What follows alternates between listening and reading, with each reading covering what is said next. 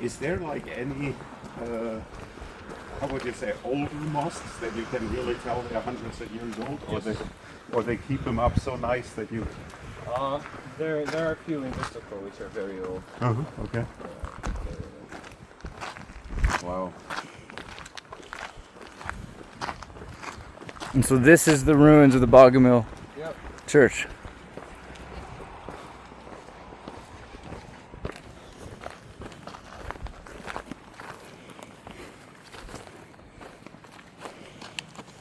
They haven't really tried to reconstruct it very well, but essentially what we at least tried to do is that we have put some information for the people so they can know what this is all about. So Visoko was one of the early kingly cities of Bosnia.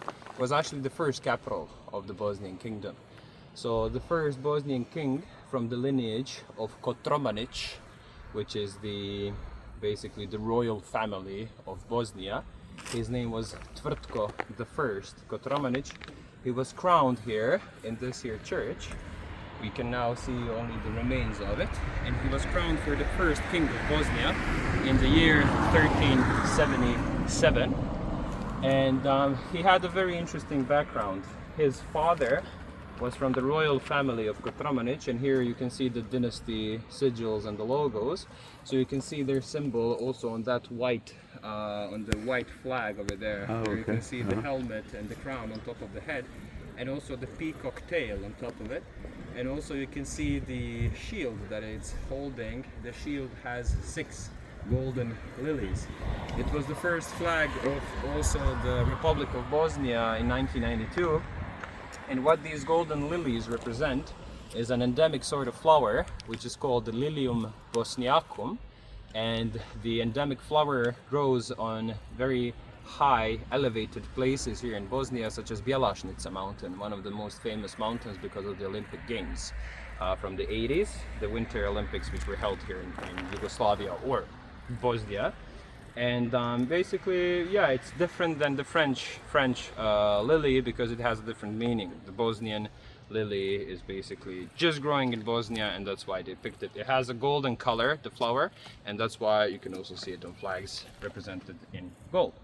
So basically, Tvrtko the first, as we said, the Kotromanić family is one thing, but his mother was actually coming from the Šubić family, which is the ruling family of Croatia at the time, which was a vassal banat of Hungary. And then his grandma, the grandma of the first Bosnian king, was actually from the royal family of Nemanjić, which comes from Serbia.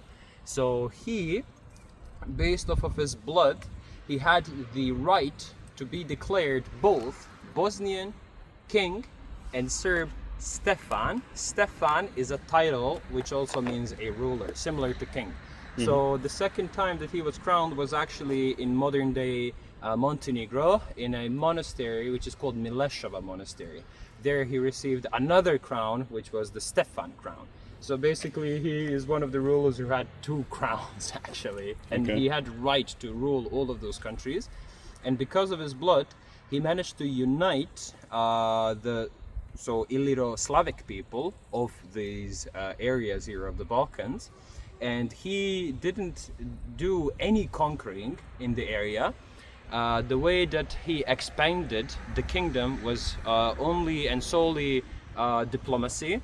And the last city that has joined the Bosnian kingdom at the time was actually the town or the city of Trogir, now in the Dalmatia seacoast, the northern part of it. And basically the agency of the ruler of the town, of the city at the time, of Trogir, he sent his team over to Tvrtko, and they brought golden keys of the city of Trogir, and they explained, right now we live in the Hungarian kingdom, in the Hungarian empire. They are not our people, we don't speak their language. However, we heard that east of us there is a king who is just, who belongs to our people and speaks our language, and willingly we are giving our city to you, Tvrtko the first, Kotromanić, the first Bosnian king. And that's actually the time when Bosnia was one of the strongest kingdoms in the Western Balkans, and the way that he gained the strength of the Bosnian kingdom of the time was truly and only diplomacy, basically, and good relations. And if you look back into that time, you would see that the Europe was experiencing something that we know as dark ages, but actually you're able to find a lot of documents of these old Bosnians, which are called Bošnjani. In this old Bošnjani, they used to say golden age of Tvrtko the First, Kotromanić, and the rulers before him. So Bosnia was not in the dark times, while the rest of the Europe was. And between these people who lived here, the modern day Bosniaks, Serbs and Croats, at the time there was no term as nationalism. There's basically nationality didn't exist here. Like, all of the people were deemed as equal, and the only division that they had amongst one another was actually religion, whether they were Orthodox or whether they were Catholic or whether they were Bogomil.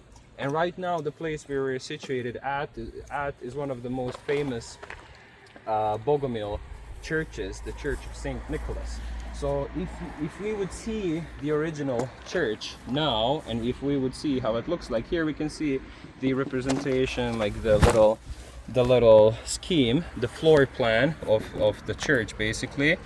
And what we can see also is the architecture of it.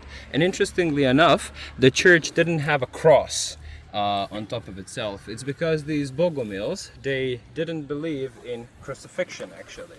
And when it comes to their beliefs, it was criticized by both the Roman Catholic Church and the Eastern Orthodox Patriarchy.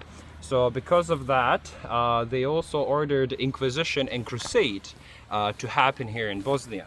But luckily in the 12th century, actually, a guy who from Visoko, from this here town where we're currently at, Ban Kulin, he signed a treaty in a nearby city of Zenica, where he said that Bosnians would, on paper, they would basically proclaim themselves as either Catholic or Orthodox, so everybody would be happy. But what happened after the Crusaders from Hungary went away is that they basically continued practicing their own faith, how it used to be even before they came. And many of the priests who were learning about monotheism, they were also coming to Bosnia for education, because the Bogomil Church at the time was known as an extreme monotheist belief, where they believed that God is one. And there's a lot of similarities between it and modern day Islam. For example, they used to pray 5 times a day. The person who was leading the prayer inside of the church was called the grandfather. And because of those similarities, when the Ottomans came here in the late 14th and the early 15th century, when they came and when they invaded Bosnia, they had this proposition to the people who were here: either you pay tax and stay whatever religion you are, Catholics, Orthodox. The tax is called jizya, and basically this tax is saving you from serving the military, because the military of the Ottoman Empire was only and solely made up of Muslim people, and the other people can continue living as they were, but just they would have to pay tax, which is basically not to serve the army.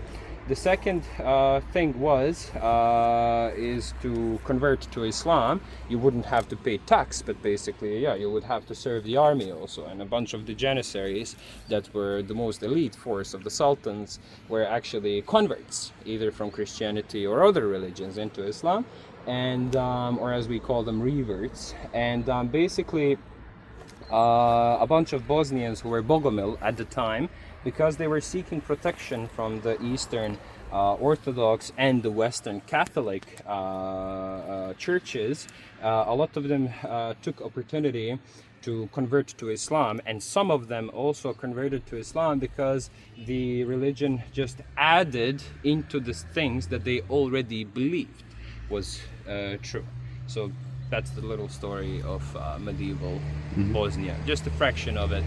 There's a lot to cover. We would stay talking here for the next 10 hours or so to cover. But so the entire Bogomil you would medieval. not find on here because that's not the official narrative? Bogomil, it appears in many different names in many different languages. Okay. And some of the terms that are known here in the Balkans are either Bogomil or Pataren and many different names. Okay. Depends which country you go to, you're going to be able And to when find you look names. at the official architectural history, where would the Bogomil fit in? Would it be the Romanesque church or? It would probably fit into the late 14th Okay. century. Okay. The green, basically late 14th century, because Okay. the 14th century was the time when the Bogomils existed here. Okay. So yeah, but Romanesque church was a little bit during the Eastern Roman Empire, and then Franciscan monastery was the latest one, and the eldest building is just this little fraction that you're able to see right here. No, super. Yep.